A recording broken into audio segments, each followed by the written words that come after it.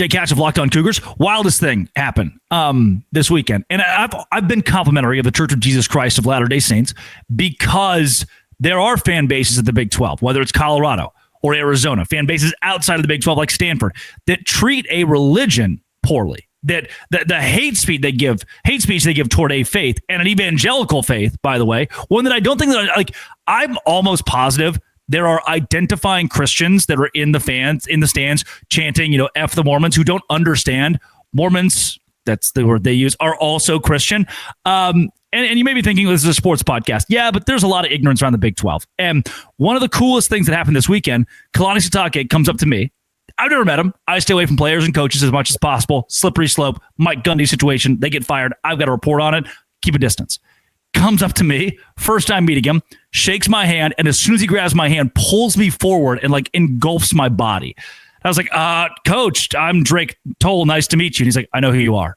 And I just want to thank you. I was like, thank me for what? He's like, dude, just ignorance isn't a bad word, but for helping people understand BYU is not a bad place. BYU is not a scary place. This utopian, dystopian place.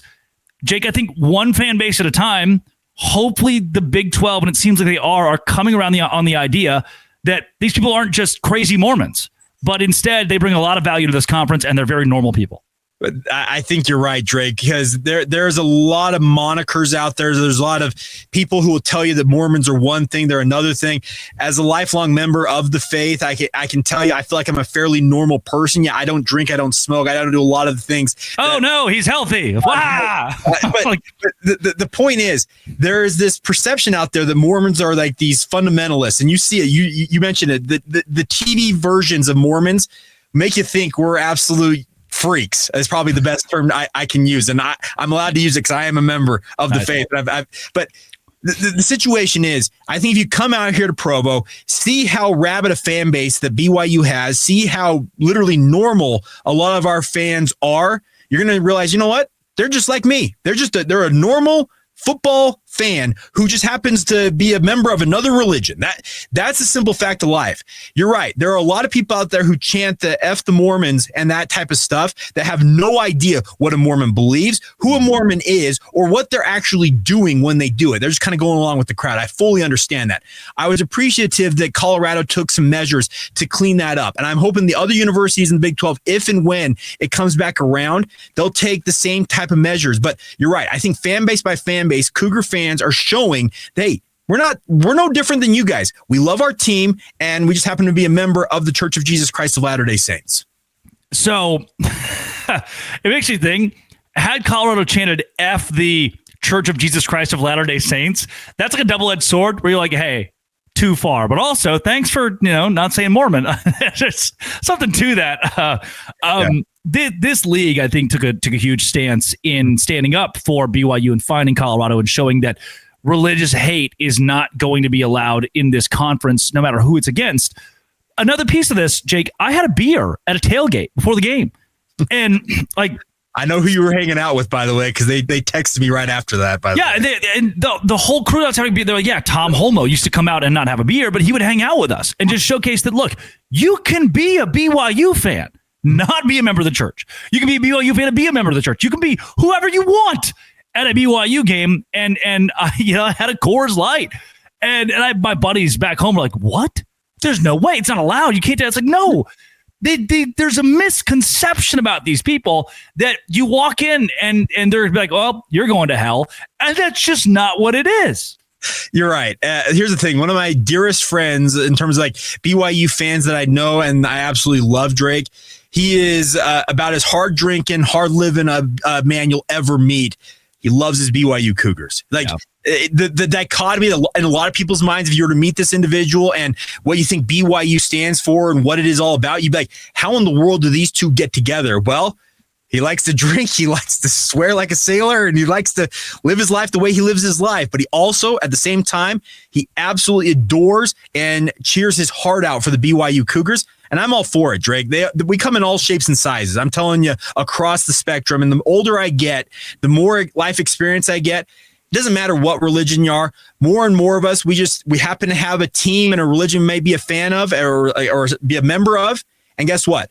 That's who we are. But at our core, we're all human beings. We all love sports in this realm, and we like to go out and support our teams. There's nothing wrong with that across the board. Transubstantiation. Mm-hmm. You familiar with that word? Yes. I'm going back to my Christian scriptures days, my freshman year at Baylor. Transubstantiation. This was a thing in well, I guess it not was, but it's kind of Catholicism was butchered by the early Americans. They hated in the early days of the United States. They hated Catholics because they were like, oh, they're cannibals. And you're like, what? Like, yeah, they think that it's actually Jesus's blood or his flesh. Like, yes. Are you going to take us to school here? So, okay, Drake, I served a mission for the Church of Jesus Christ of Latter-day Saints. I served in Taiwan.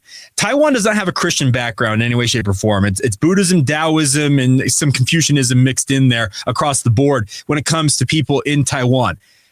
What people know about Mormons and members of the Church of Jesus Christ of Latter-day Saints in Taiwan, Drake, one of the first questions I asked, one of the first days I was in the country, hey, do you have those horns I've heard about? Because that's one of the transubstantiations that has existed for members of the Church of Jesus Christ of Latter-day Saints for literally decades, is that Mormons grow horns, Drake. Legendary. Let's see. If you're watching on YouTube, you see any horns on my head? Legendary. Is that why I have two little nubs coming in up here? Is that what's happening? Yeah, that's it, Greg. That's why you got the nubs growing in. They're careful. You got to be over. You got to cut them down every so often so they don't protrude. You know. See that's the whole transubstantiation thing is the reason that Catholics were banned from buildings for decades, even in this country. So you can look at people groups like, oh, they're weird. They're different, no doubt, than you because they have different beliefs for sure, but. In the same way that BYU fans or students don't drink or don't smoke, in the same way students cannot, which at any university, there are lists of rules and laws. And the second you graduate from that university, if you're a BYU kid and you have a beer, you still have the degree from BYU. It doesn't go anywhere. It's not like an honor code in life that you have to abide by or you're arrested. Another piece of this is I go to A&M. That's a cult, man. Like their gig thing they do, that's incredibly embarrassing. You know what I find embarrassing, and every fan base does it? The damn wave. When they do the wave across the stadium, it takes the energy out of the stadium. The players hate it. You're just sitting there waiting, when's the wave going to come? It is weirder than anything BYU does, and not to mention, I thought it was great. Hey, Drake, here's the thing: BYU's done the wave in eras past. Now, I will say this. In the last 3 years since they joined the Big 12, I have not seen the wave that I recall at LaVell Edwards Stadium. I'm very grateful for that. That's my personal opinion. Yeah. I love that now there are fire dancers on the field and Cosmo on top of the scoreboard, and it's one of the best game day experiences legitimately in the country. The only qualm I have, hold on, this is my notes. I immediately put it, I thought it was so that they do the whole fire dance thing. Utah scores immediately, which wasn't planned. Didn't have that in the cards. And then BYU, this is it. This is the only qualm that I have. Did the kicks cam. We go from to show us your shoes. Whoever has the best shoes wins a gift card. You're like, why didn't we do this in the first quarter? Why didn't we do this really early in the game? We went from the coolest thing. Yeah, there it is. Corporate sponsors, man. And they want I'm with you. Here's the thing. When you're going to do what they do, they call it turbulence, the thing they do between the third and fourth quarters. You're right. To flip from that to, hey, insert company here. We're going to spend some money and you're going to do this contest for us.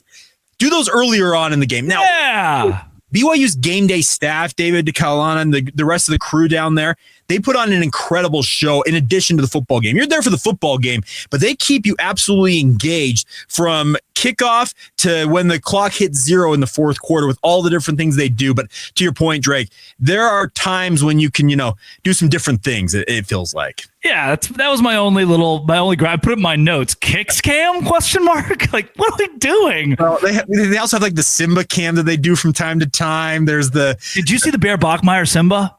I did not. Oh my gosh! Takes his nephew after the game, Simba's him with the crowds on the field. Oh, he did after the game. Wow. Yes, crowd they've stormed the field. He goes into the stands, gets his nephew, and picks the child up in front of the entire crowd that had stormed. It was a legendary moment for the kid that woke up the next morning and played guitar. The people are always like, "Oh, this guy talks about BYU so often." Okay, the second that Rocco Beck plays guitar at a nursing home the day after beating Iowa.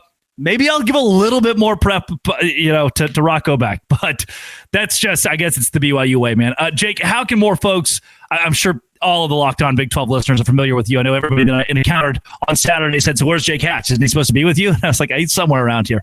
How can folks that are not familiar with your show find more of it? Just check out Locked On Cougars wherever you get your podcasts. Also available on YouTube, like this fine program. And if you want more on social media, just search out Locked On Cougars on Facebook, Instagram, or Twitter. Love it. That is Jake Hatch. All things Cougars, Locked On Cougars, every single day with the Locked On Podcast Network. This has been, it always will be, Locked On. Thanks for making it your first listen every single day. For Crossover with Cougars and Dose Grande.